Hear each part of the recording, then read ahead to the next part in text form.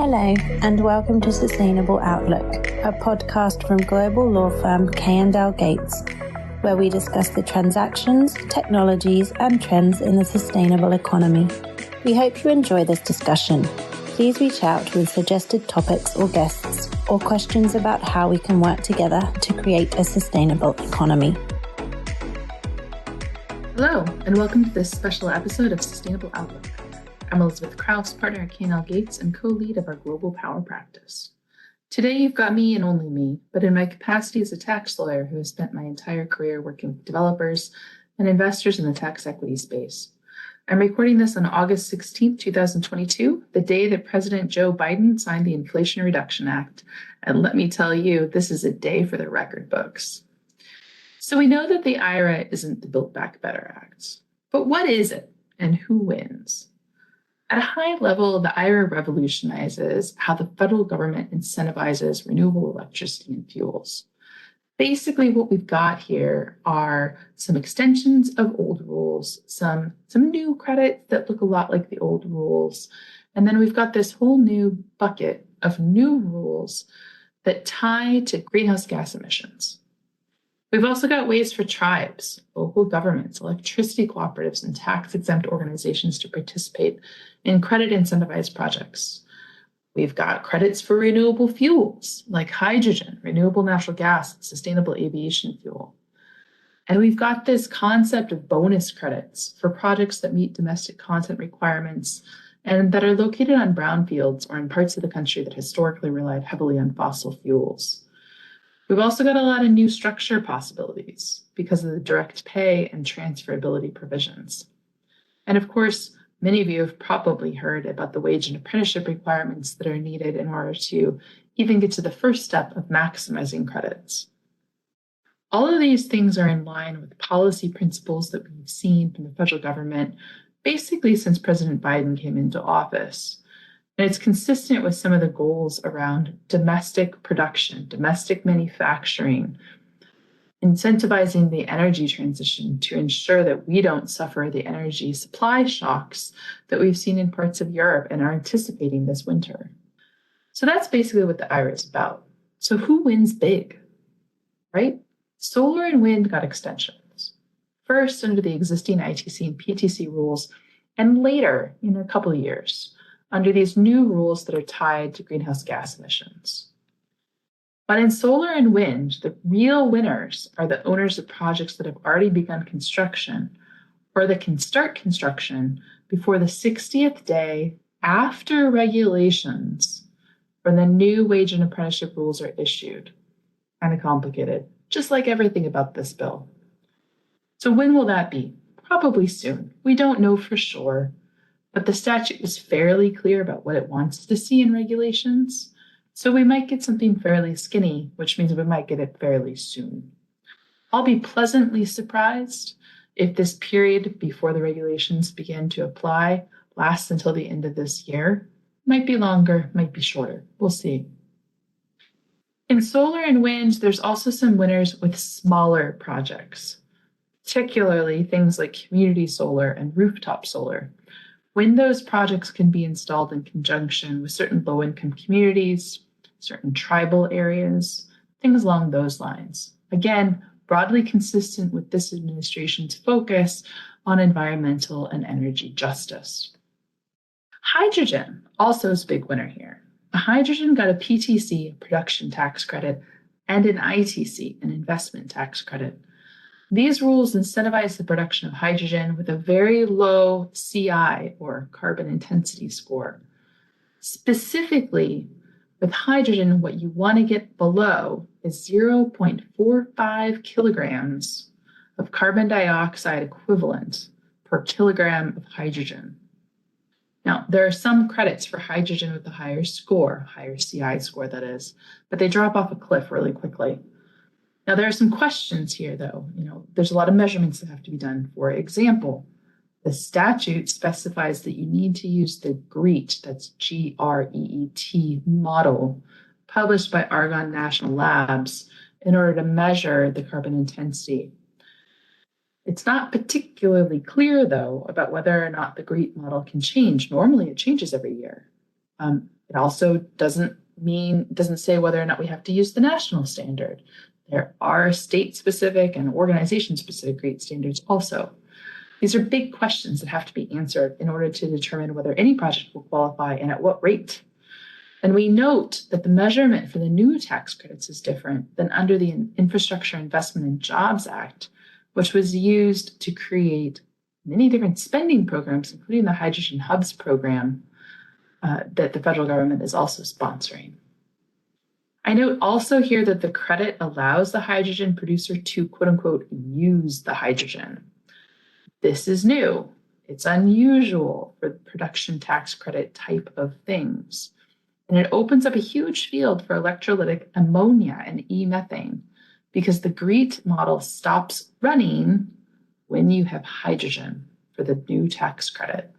It doesn't take into account the energy intensity or carbon intensity of the activities after you have hydrogen.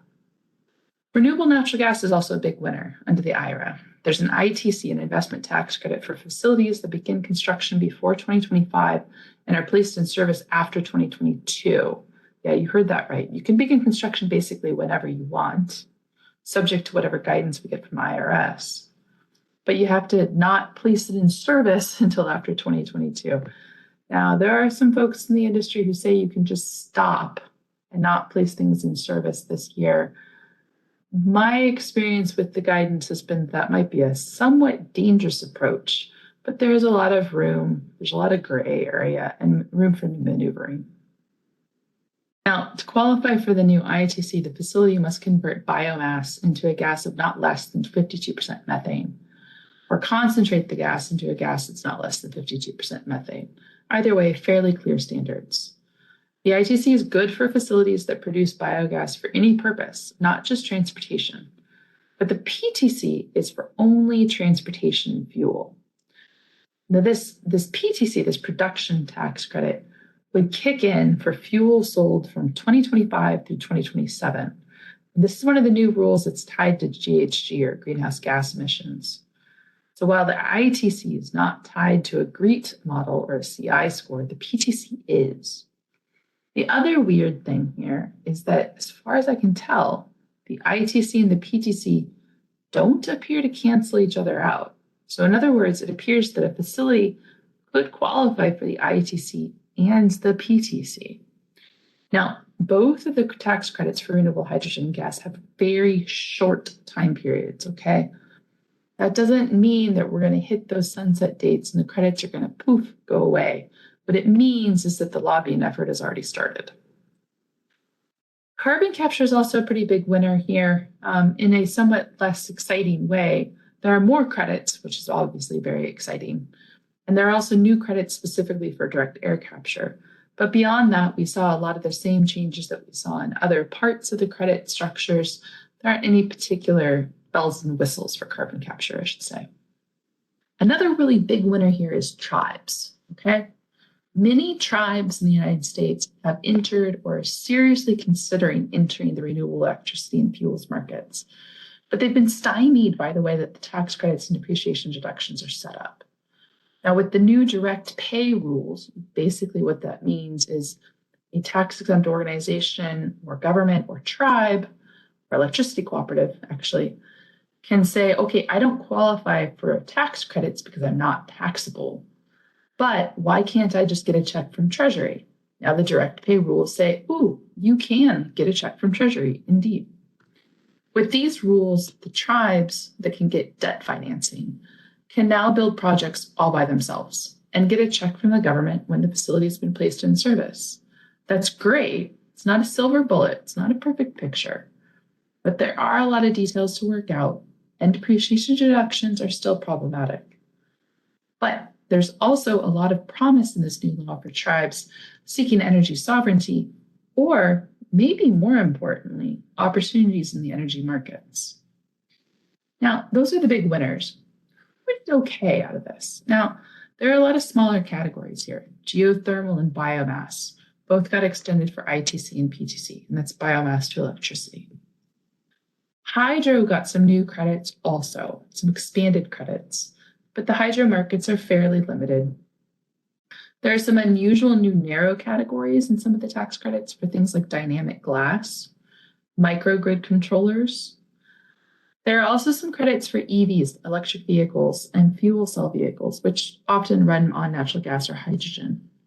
Now, these rules are a little odd, and it's not entirely clear how the new credits will shake out. First, we do have new categories for commercial vehicles and used commercial vehicles, both laudable things, areas where we can definitely improve, and there's some progress to be made. We also have some healthy extensions of the consumer vehicle and alternative fuel infrastructure credits that already existed. That's great because it provides some certainty in the market and encourages people to actually invest into those kinds of projects, like building consumer vehicles that are run on electricity and building alternative fuel infrastructure credits, or to those of us who are non-technical, electric vehicle stations where you can get more electricity to put in your car on the highway. But the consumer credits have fairly low income thresholds, and they've got really serious critical minerals and domestic battery manufacturing requirements. And the infrastructure credit is only useful in low income and rural areas. Looking at the totality here, it seems that the new credits may not be more heavily utilized than the old credits, although I'd be happy to be wrong. But on the other hand, they do encourage manufacturers to move more aggressively into lower sticker prices. If that can happen, if we can resolve some of the supply chain pressures, we should be in good shape. Now, on that note, we also have some credits for manufacturers of a wide variety of kit that goes into renewable electricity generation, renewable fuels production, and electric vehicles, not to mention recycling, which is also a very interesting development. These credits fall into two camps. There's a new round of an old appropriations-based tax credit for qualified advanced manufacturing facilities. There will be $10 billion in credits that taxpayers can apply for to build or rehabilitate manufacturing and recycling facilities for a variety of equipment, all related to renewable energy and alternative fuel vehicles, as well as a few smaller categories. Now, based on participation in prior iterations of this credit, it's likely that this round will be oversubscribed long before the application period closes. So start talking to your government contracts people right now. There's also a new production tax credit for manufacturing, a long, long list of different components of renewable energy facilities and alternative fuel vehicles. Now, the credit rate varies by component, but it's generally a very interesting program. However, like the biogas credits, it lasts for only a few years, barely long enough for many kinds of manufacturing lines to be set up and operate for a couple of years at most. Again, an area where we expect to see significant lobbying activity in the next couple of years, in order to obtain an extension, of course. Now, there were a few losers, okay? We don't have a transmission credit. There's a weird small interconnection equipment credit. But generally speaking, we don't have a transmission credit, which a lot of people were hoping for in order to improve grid stability in the country. We also have a few other things that sort of fell out between the Build Back Better Act and what was just enacted today. I think the biggest loser here, maybe, is those people who were looking to develop renewable facilities on federal lands. See, there's this weird leasing provision, not tax related at all, that requires that the rate, frequency, and size of renewables development on federal lands and in federal waters be tied to fossil fuel development in those locations. This is a damaging blow to the processes already running in many federal agencies under, for example, the Memorandum of Understanding that was released last year. And it's not good news for tribes. However, perhaps the biggest loser in this respect is the offshore wind industry. How to fix it? Well, the simple answer, because of course, speculation is that Senator Manchin felt very deeply about this provision. You got to have more people and more funding for operations at agencies like the Bureau of Ocean Energy Management, Bureau of Land Management, and the Bureau of Indian Affairs, so that we can move these leasing processes faster, so that, okay, if we have to have oil and gas and coal, we can also have renewables development as well. Now, what's next? Regulations are coming, folks. We will probably see wage and apprenticeship regulations first, because they directly impact qualification of many projects for many of the credits. We're going to get more credits after that, more regulations. But they may be released somewhat piecemeal. We have a lot of content here, and that $80 million of funding the IRS got in this bill is only going to go so far, particularly since they're probably going to have to go out and hire some folks. Now, what that means is that we'll probably see bits and pieces for different programs. But the good news is that the IRS has been waiting for an opportunity to clean up the investment tax credit and production tax credit regulations, many of which date back 50 years. So we're hoping for fairly broad-based new regulations rather than a scalpel approach here. Personally, as a tax nerd, I'm pretty excited. And we will get IRS guidance also. For example, all beginning of construction guidance to date has been issued in notices, which are not subject to the same cumbersome process as regulations. Expect beginning of construction guidance soon, though we don't really expect massive departures from the guidance we've had for the last decade plus. Another thing you should start doing is rethinking your structures. We have a lot of new possibilities for financing renewable electricity and fuels, as well as many other things to do with manufacturing plants here.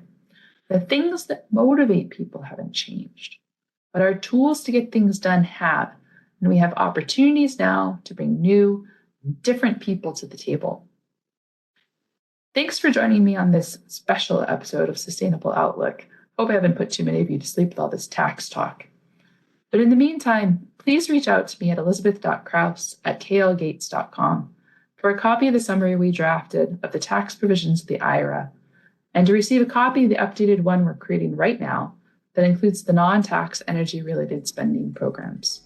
We look forward to staying in touch, and please join us here for the next episode of Sustainable Outlook. Thank you for listening to this episode of Sustainable Outlook. To listen to past episodes and receive notices for new episodes, subscribe by searching Hub Talks, that's HUB Talks, in your favorite podcast app. We hope you will tune in next time to learn more about the outlook of the burgeoning sustainable economy.